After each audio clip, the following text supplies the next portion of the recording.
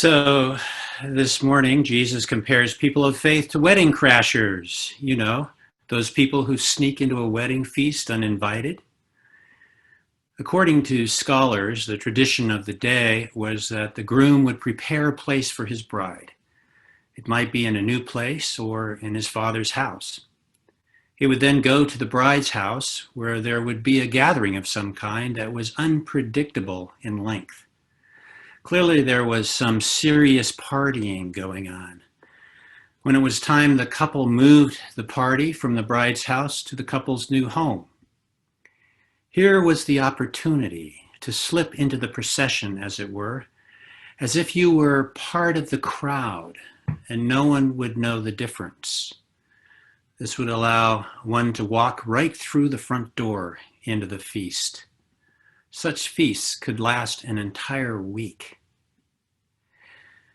But if you were late or did not look the part, let's say having no oil for your lamp, you would have to knock on the door, and there you would be easily identified as someone unprepared, perhaps lazy when it came to respecting such jubilation. So I want to talk briefly about two ways this parable speaks to us today. It has personal wisdom and political wisdom. First, let's talk about what this has for us personally.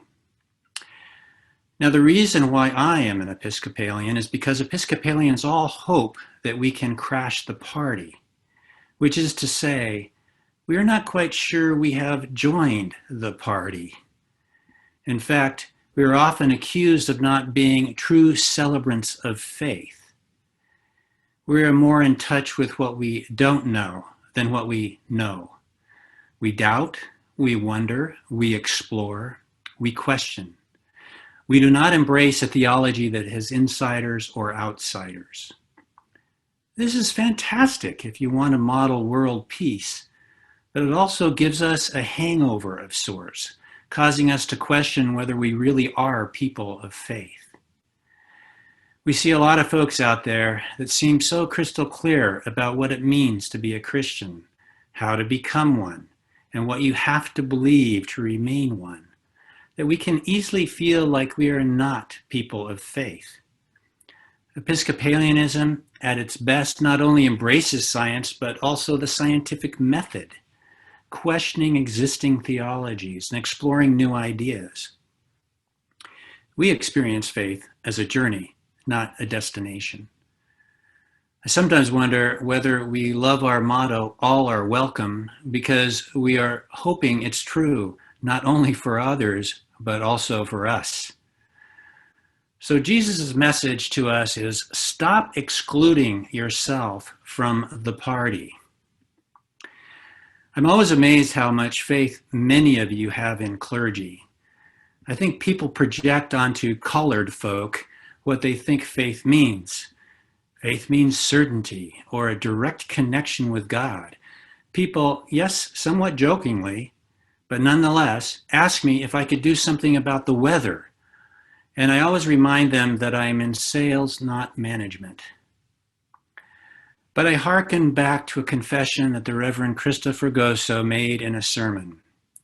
She said that when she was considering ordination, she approached her professor and asked point blank, "What is the least I can believe in to be ordained?" It's a journey, not a destination. It's not an accomplishment. So the personal element here is to not count ourselves out, to know that you are supposed to be part of the party that is faith. And it's primary. It's about being courageous, to being open to more rather than closed in by certainty. Never let others tell you that you do not belong, and most of all, stop telling yourself that. You are invited, and yes, all are welcome. If we get that, the same viewpoint will expand to the political arena. It would seem that most Americans, by electing Joe Biden as our next president, have expressed a desire for our country to heal. But how many Americans will keep their wicks trimmed and their lamps filled with oil when it comes to really being part of that kind of joyous unity? This kingdom Jesus talks about, a kingdom of compassion, love, justice, peacemaking, bridge building, is needed now more than ever. But it requires something from us. We have to be prepared to go the distance. Now, thanks to the pandemic, you all may have an excuse not to spend Thanksgiving with your relatives this year. But just know that you are not excused from finding inroads into expanding community through the hard work of reconciliation and love. Everyone has a lamp, but only those who find the spiritual resources to keep it lit will encounter the full celebration waiting for us as individuals and as citizens of this country and citizens of this planet. So how does one stay oiled up, as it were? I want to point out that this parable is about women. I would argue that if glass existed in his day, Jesus might be talking about glass ceilings rather than doors. Here he lifts women up as exemplary leaders who embrace desire, defiance, and determination, even cunning, to get into the party. They find a way. Jesus lifts up women as examples of how to break down barriers and overcome division. Here I'm reminded of the nuns who purchased stocks so they could speak out at shareholder meetings and speak to the importance of values that care for people and the environment. They pose the question of what we would be willing to do to crash some parties where real decisions are made and real people are impacted. And finally, and this is a hard thing to hear, we must be aware that filling our lamps is for the purpose of burning them. The oil of readiness is not something to hoard, but to use to spread light. We must be willing to spend it.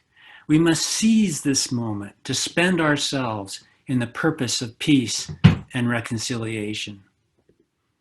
Irma Bombeck was known as someone committed to living fully. She once said, "Seize the moment. Think of all those women on the Titanic who waved off the dessert cart." Well, may we not wave that cart off when it comes to peace and reconciliation. Just before she died, she wrote a column answering questions that she had often received about where her ideas came from and how she parceled them out. She called the piece, "What's Saved is Lost."